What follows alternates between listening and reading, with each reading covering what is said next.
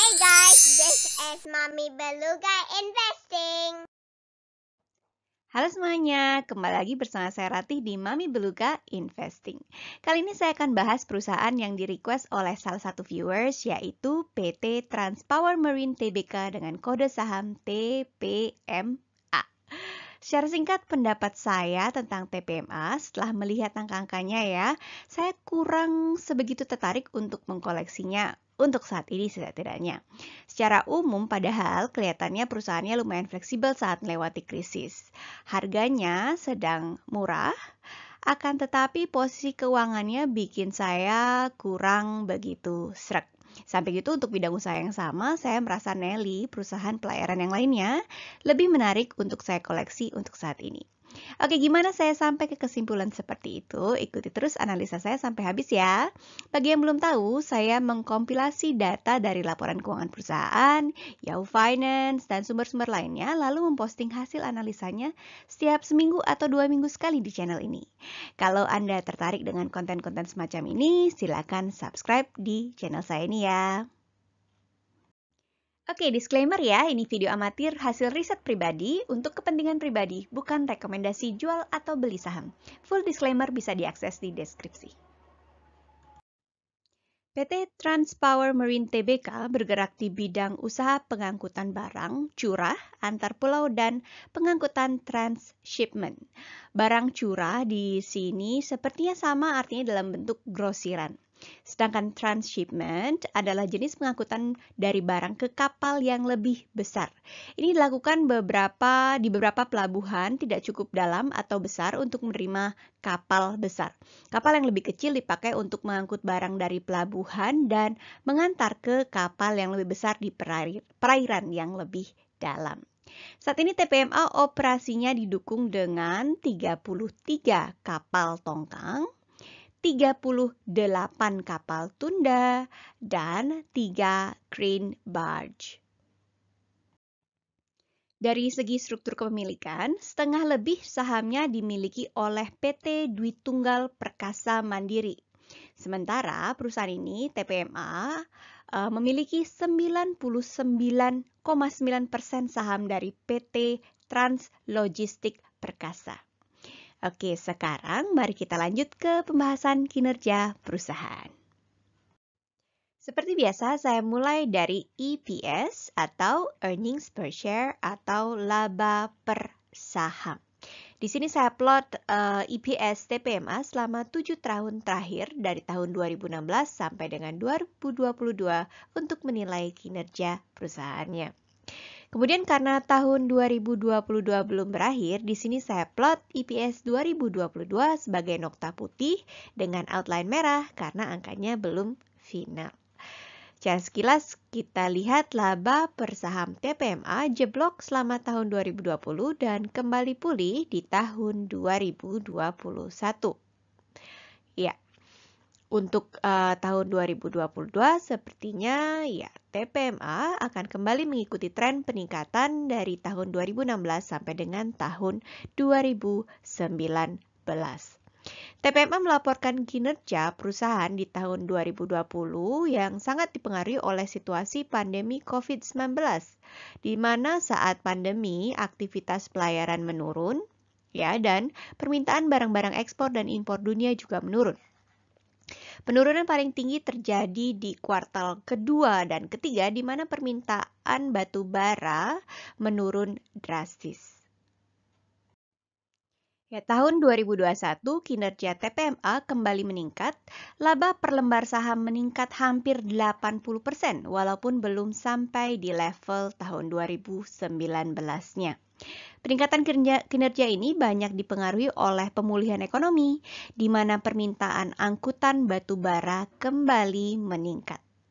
Tahun 2022 diawali dengan larangan ekspor batu bara yang dikeluarkan oleh Dirjen Mineral dan Batu Bara, yang efektif pada tanggal 1 Januari 2022. Secara umum, TPMA melaporkan bahwa bagusnya larangan ini tidak mempengaruhi kinerja perusahaan terlalu banyak. Ini karena TPMA lebih banyak melayani permintaan dari PLTU domestik yang katanya terus meningkat. Dari data sampai dengan kuartal kedua 2022, sepertinya TPMA punya peluang melampaui laba tahun 2019. Oke, sekarang mari kita lihat situasi keuangan perusahaan yang lebih dalam. Untuk itu akan saya tambahkan 3 lapis informasi lagi. Informasi pertama adalah jumlah total hutang. Yang kedua adalah hutang jangka pendek. Dan jumlah cash atau kas. Oke, hal yang biasanya ingin saya pastikan dari lapisan informasi ini adalah apakah jumlah cash dapat menutupi hutang jangka pendek. Dalam hal ini jumlah cash yang batang berwarna hijau, sedangkan hutang jangka pendek adalah batang berwarna pink atau merah jambu. Hutang jangka pendek adalah hutang yang mesti dilunasi dalam waktu kurang dari 12 bulan. Oke, catatan untuk tahun 2022, saya plot sebagai blok jaring-jaring untuk menandakan bahwa data tersebut belum data setahun penuh. Untuk saat ini, data yang ada hanya sampai di kuartal kedua tahun 2022. Oke, secara garis besar, saya rasa situasi keuangan TPMA sejauh ini tidak terlalu menggembirakan.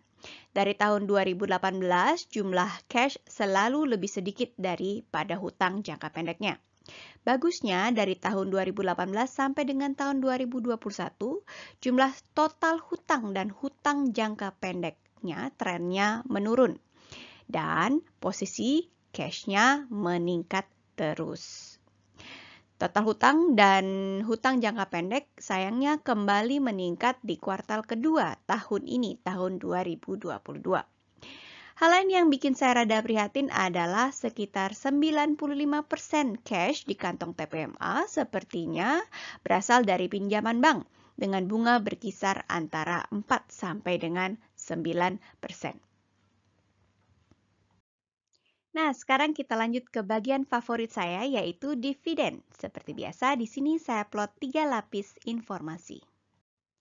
Yang pertama adalah dividen per saham sebagai nokta hijau dihubungkan dengan garis hijau. Di tiap nokta saya beri angka besaran dividen dalam rupiah dan prosentasenya terhadap laba per saham perusahaan.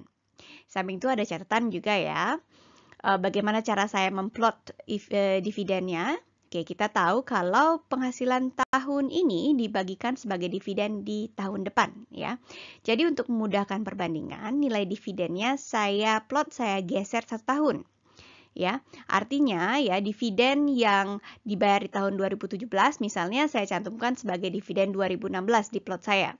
Atau dividen yang dibayar tahun 2018 saya cantumkan di plot sebagai dividen 2017 dan selanjutnya. Lalu saya plot kembali PS atau laba per sahamnya sebagai perbandingan ya supaya gampang kita melihat perbandingannya. Oke, sekarang kita lihat di layar ya. Kita melihat secara garis besar ya atau kasar ya sejak tahun 2016 TPMA membagikan sekitar setengah labanya, laba per sahamnya sebagai dividen. Di tahun 2020 kita melihat TPMA membagikan dividen lebih tinggi daripada EPS-nya dari segi nominal rupiahnya. Lebih rendah memang daripada tahun-tahun sebelumnya. Tapi karena EPS-nya lebih rendah di tahun 2020, jadinya persentase terhadap EPS-nya jadi lebih tinggi. Kemudian di tahun 2021, kita lihat TPMA kembali membagikan dividen yang jumlahnya di kisaran setengah EPS-nya. Mirip seperti tren 2016-2019, tapi karena EPS-nya jauh lebih rendah, jumlah nominal dividennya ada di setengah dividen 2017-2019. Cuma 12 rupiah per lembar yang mirip dengan dividen tahun 2017-nya. Nah, sekarang mari kita lihat dividennya dalam bentuk yield. Untuk yang belum familiar dengan dividen yield, angka yield ini didapat dari membandingkan angka dividen dengan harga saham. Dividen yield ini saya pakai sebagai patokan membandingkan lebih menguntungkan mana taruh uang saya atau investasi saya di saham TPMA atau di tempat lain, misalnya ORI atau saham perusahaan lainnya. Di plot di layar ya, dividen yield plot di layar, di tiap nokta-nokta menandakan yield rata-rata dalam setahunnya. Dan seperti kita tahu, harga saham setahun itu naik turun ya. Jadi itu ada error bar-nya, seperti kita lihat di layar ya. Itu garis vertikal. Kalau belinya misalnya pada saat harganya rendah, yieldnya bisa lebih tinggi di ujung atas error bar-nya, dan sebaliknya, kalau belinya pas tinggi, yieldnya jadinya lebih rendah. Oke. Ya, dari pembagian dividen terakhir, dividen yield TPMA cukup oke ya, tapi tidak terlalu menggiurkan, yaitu di angka 3,27%. Hampir 3,5, tapi belum sampai ya. Sebagai perbandingan, di investasi yang lain ya, ORI 22 yang dibuka sejak tanggal 26 September, itu ada di kisaran 5,97%, hampir 6%. Kalau misalnya kita bandingkan dengan saham di perusahaan lain, yaitu 3 bank favorit saya, yaitu di BNGA, BJTM, dan BJBR, itu ada di angka 9,5%, 7,05%, kisaran ya, 7,27%. Jadi jauh di atas TPMA yang cuma 3%-an.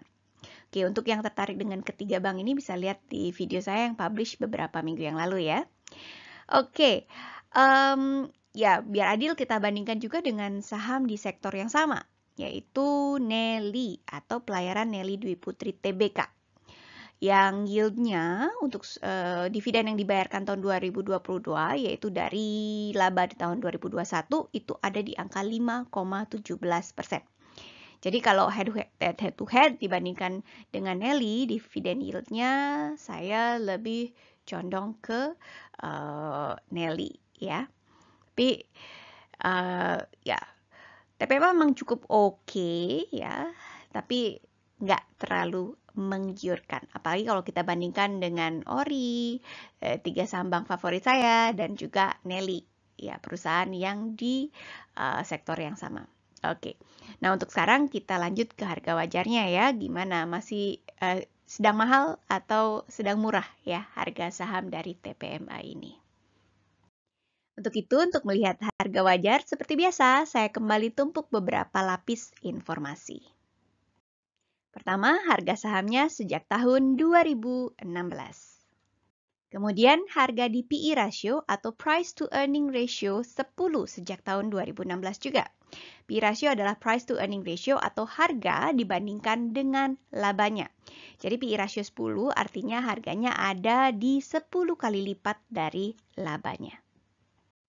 Berikutnya, harga di PE ratio 15 sejak tahun 2016. Dan kemudian harga di PE ratio 20 sejak tahun 2016 juga.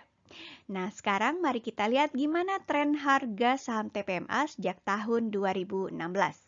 Kita lihat di periode pertengahan 2017 sampai dengan pertengahan 2020, harga saham TPMA berada di bawah PE rasio 10-nya. Jadi begitu ya trennya di tahun 2017, pertengahan 2017 sampai dengan pertengahan 2020. Yang menarik untuk dibahas adalah kemudian pada saat labanya menurun di periode pertengahan 2020 sampai dengan penghujung 2021, harga sahamnya malah melambung seperti kita lihat di layar. Tinggi sekali mengalahkan tahun-tahun sebelumnya. Ada catatan lain lagi ya, di periode yang hampir bersamaan itu ya, ada pergerakan harga saham drastis sekali di awal 2021 di mana harganya melambung dari 300 sampai hampir menyentuh Rp1.000, yaitu terjadi sampai dengan pertengahan 2021. Saat yang berdekatan, ya induk dari TPMA juga melepas sekitar 40 juta lembar sahamnya pada saat harganya melambung ini ya. Nah, sekarang kita lanjut ke nominal harga wajar. Pertanggal 7 Oktober, pada saat video ini disiapkan, harga saham TPMA ada di Rp368 per lembar sahamnya. Sedangkan harga wajar, harga nyaman saya, yaitu harga di PE ratio 10-nya ada di Rp668. Jadi kalau lihat dari situ ya, harga TPMA sekarang sedang murah-murahnya. Tapi untuk saya, Kalau dibandingkan dengan saham di satu sektor yaitu Nelly, sepertinya saya lebih memilih Nelly.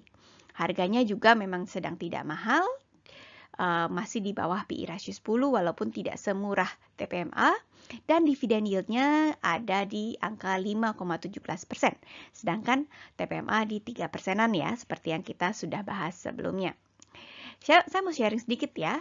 Jumlah dana saya tiap bulan untuk belanja saham itu terbatas ya. Bagi yang udah pernah mengikuti atau nonton video saya sebelumnya, itu tahu kalau jumlah dana saya terbatas. Sebenarnya itu ada di kisaran 100 ribuan rupiah lah biasanya ya yang saya pakai untuk nyicil saham. Jadi saya harus hati-hati banget dalam memilih saham.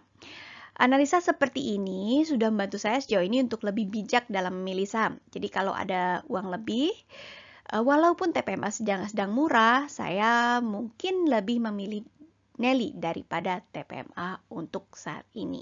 Ya. Nah, sekarang kesimpulan. Pertama, secara umum perusahaannya oke pada saat melewati krisis atau pandemi, tidak merugi. Ada beberapa perusahaan yang merugi loh sebenarnya. Oke, harganya sedang murah. Oke, ini bagus. Tapi posisi keuangannya bikin saya belum begitu srek walaupun nggak khawatir-khawatir amat. Untuk bidang usaha yang sama, saya lebih memilih Nelly ya untuk dikoleksi untuk saat ini setidaknya. Oke, sekian video saya kali ini. Ikuti terus perjalanan saya untuk berinvestasi ya. Jangan lupa untuk subscribe dan like supaya saya lebih bersemangat lagi untuk membuat video-video seperti ini. Channel ini juga tersedia dalam versi podcast melalui Anchor FM, Spotify, Google Podcast, Apple Podcast, dan platform podcast lainnya. Oke, makasih udah nonton. Sampai ketemu di video selanjutnya. Bye-bye.